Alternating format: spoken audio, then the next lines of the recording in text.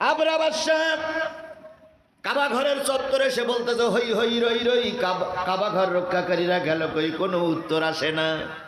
এবারে সবাইকে বলা হলো গোশত খাও, উটির গোশত খাও, দুম্বার গোশত খাও, খেয়ে গায়ে শক্তি বাড়ায় নাও।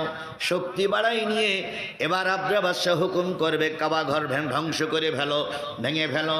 ঠিক সেই সময় একজন কানে কানে বলতেছে হুজুর, ও আমাদের নেতা, ও আমাদের প্রভু, ও আমাদের মহানেতা, উত্তর গগন থেকে ছোট একটা কালো মেঘ আসতেছে।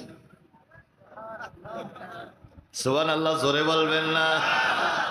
সবাই যখন দায়িত্ব ছেড়ে দিয়েছে, আল্লাহ বলতেছে তোমাদের দায়িত্ব শেষ, এবার আমার দায়িত্ব, আমার ইসলাম আমি হেফাজত করব। তা আবরা বাদশাহ বলতেছে অতটুক মেঘ আর কি হবে, আমার এই হাজার হাজার হাতি বাহিনী, এত লোকজন, এত ঢাল তরবারি, অতটুক মেঘ আর কি হবে। দেখা গেল মেঘটা যখন সামনে আসলো, ওটা মেঘ নয়, এক ঝাঁক পাখি, তৈরান আবাবিল, ছোট পাখি। এই পাখিগুলোর দেখেন, খেয়াল করেন, পাখিগুলোর কাছে তিনটে কঙ্কর ছিল, একটা মুখে, দুই পায়ে দুইটা, প্রত্যেকটা কঙ্করে লেখা ছিল কার মাথার পরে ফেলবা। এই কঙ্করটা শিরিন শারমিন সুলতানার মাথায় ফেলবা, এই কঙ্করটা ওবাইদুল কাদেরের মাথায় ফেলবা, এই কঙ্করটা পরিমণির মাথায় ফেলবা, এই কঙ্করটা ও চুক্কুর মাথায় ফেলবা। প্রতিটা কঙ্করে নাম লেখা ছিল। পাখিগুলো উড়ে আসে, যখন শয়তানের খুঁজে না পায় ওই খুঁটির নিচে যে ওখানে ফেলে, ওখানে শীত পাঠান।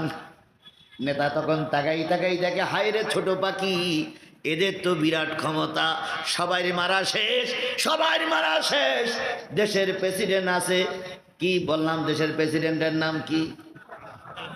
আব্রাহা। আব্রাহার মারার পাখি এখনো আসেনি। আব্রাহা মনে মনে ভাবতেছে আমি তো বেঁচেই গেলাম। আজকের বাংলাদেশের প্রেসিডেন্ট মনে করতে আমি তো বেঁচেই গেলাম। শেখ হাসিনা পালাইছে, এমপি মন্ত্রীরা ধরা পড়েছে, আমার কিছু হয় না, আমি চুপ তো বেঁচেই গেলাম। কি চুপ এখন তাই মনে করতেছে না? আমার তো কিছুই হতো না, আমি তো বেঁচেই গেছি। কিন্তু চুপ, ইতিহাস জানো না, আবার ইতিহাস খোঁজো। সব পাখির এসে সবাইকে মেরে দিল। একটা পাখির ডানা ভাঙা ছিল, একটা পাখির পা পড়া ছিল। ওই পাখিটা দলের সঙ্গে উড়ে আসতে পারেনি, ওই পাখিটা সবার পিছনে পড়ে গেছে।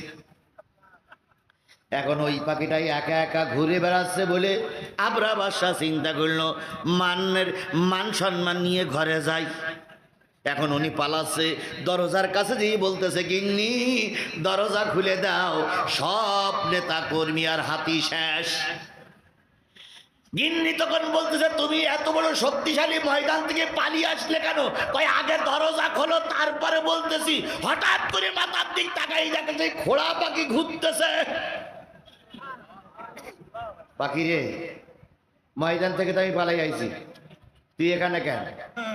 পাখির জবান থেকে আওয়াজ আসতেছে তোমারে মারার জন্য আল্লাহ পাক ভালো পাখি রাখিনি, তাহলে আল্লাহর ইজ্জতের খেলাফ হবে, এই জন্য তোমার মারার জন্য আমার মতন খোড়া পাখি রেখে দিয়েছে। যুগে যুগে যত বড় বড় শয়তান মারা গেছে, সব শয়তানকে আল্লাহ ক্ষুদ্র প্রাণী দিয়ে ধ্বংস করে দিয়েছে, বড় প্রাণী দিয়ে ধ্বংস করেনি। নমরুদ মারা গেল, মেরেছে কিসে? খোড়া মশা, ন্যাংড়া মশা। আবরা বাদশাহ মারা যাবে, আইসে একটা খোড়া পাখি। ফেরাউন মারা গেল নীল নদের ভিতরে হাবুডাবু খেয়ে।